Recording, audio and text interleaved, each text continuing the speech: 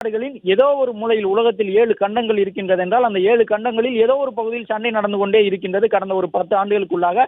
அதன் காரணமாகத்தான் தங்கம் விலை இவ்வளவு பெரிய விலை உயர்வை சென்றது. இப்பொழுது 1 மணி நேரத்திற்கு முன்பாகத்தான் இந்த தாக்குதல் தொடர்பான செய்திகள் வெளியாக தொடங்கியிருந்தன. அதற்கு உள்ளாக 1 கிலோ வெள்ளி 3 லட்சம் ரூபாயை தாண்டி இருக்கின்றது. தங்கத்தின் விலை ஒரே நாளிலே கிராமுக்கு 650 ரூபாய் உயர்ந்திருக்கின்றது சென்னையிலே என்பதை பார்த்துக் கொண்டிருக்கின்றோம். 15,000 ரூபாயாக இன்று காலை இருந்தது ஒரு கிராம் தங்கம். இப்பொழுது 15,550 ரூபாய். இன்னும் நாளை ஞாயிற்றுக்கிழமை என்பதால் தங்கம் விலையில் மாற்றங்கள் இருப்பதற்கான வாய்ப்பு குறைவு. திங்கட்கிழமை பங்குச் சந்தைகள் திறக்கப்படும், தங்கம் விலையும் மாறுதல் பெறும் என்கின்ற சூழ்நிலையிலே மீண்டும் விலை உயர்வை சந்திக்கும். 5,000 ரூபாயில் இருந்த தங்கம் உக்ரைன், ரஷ்யா மற்றும் இஸ்ரேல், ஈரான் போரால் ஏற்கனவே 15,000 ரூபாயை கடந்து விட்டுக் கொண்டிருக்கின்றது. இப்பொழுது மீண்டும் இஸ்ரேல், ஈரான் யுத்தம் தொடங்கி இருக்கின்றது. இந்த சண்டையை பொறுத்தவரை அமெரிக்காவும் நேரடியாக தலையிட்டு இருக்கின்றது. இன்னும் சற்று நேரத்தில் இன்னொரு செய்தியை பார்ப்போம். இஸ்ரேலை சுற்றி இருக்கக்கூடிய ஏமனிலிருந்து பல்வேறு யுத்த குழுவை, ஹிஸ்புல்லாவை சார்ந்தவர்கள் இஸ்ரேலை குறிவைக்கின்றார்கள். ஹமாஸ் அமைப்பை சார்ந்தவர்கள் இஸ்ரேலை குறிவைக்கின்றார்கள். ஹவுதி கிளர்ச்சியாளர்கள் இஸ்ரேலை குறிவைக்கின்றார்கள். ஒரு ப்ராக்ஸி வளையம் என்று சொல்வார்கள். சுற்றி இருக்கக்கூடிய நாடுகளை வைத்து ஒரு நாட்டை தாக்குவது. அது போன்ற செய்தியிலே இன்னும் சற்று நேரத்தில் ஈரான் ஈடுபட தொடங்கும். அப்பொழுது இந்த விலை உயர்வு இன்னும் 2 மடங்கு 3 மடங்காக மாறுவதற்கான ஒரு வாய்ப்பு இருக்கின்றது. வெள்ளி விலை ஒரே நாளிலே கிலோவுக்கு 25,000 ரூபாய் உயர்ந்திருக்கின்றது. 3,20,000 ரூபாய்க்கு விற்பனையாகின்றது. தங்க விலை ஒரே நாளிலே கிராமுக்கு இப்பொழுது 600 ரூபாய்க்கு மேலே உயர்ந்து சவரனுக்கு 5,000 ரூபாய்க்கு மேலே உயர்ந்து விட்டது. ஆபரண தங்கம் விலை இன்று காலை சவரனுக்கு 2,400 உயர்ந்திருந்தது.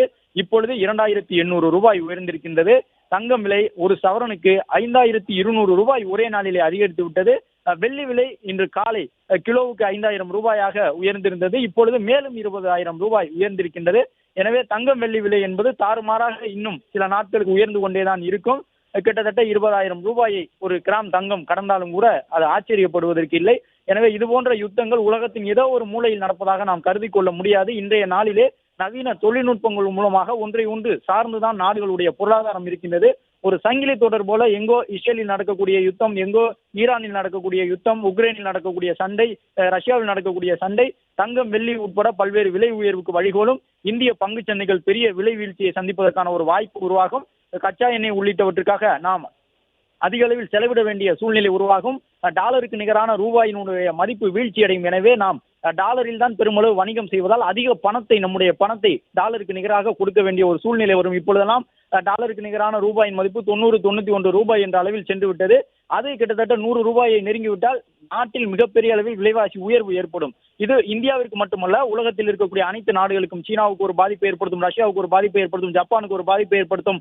இது மட்டுமல்லாமல் ஏற்கனவே பின்தங்கி கிடக்கக்கூடிய இலங்கை போன்ற பொருளாதார ரீதியாக நசிவடைந்த நாடுகளுக்கு அதை காட்டிலும் பெரிய பாதிப்பை ஏற்படுத்தும். எனவே போர் என்பது உலகத்தில் எந்த ஒரு நாட்டிலும்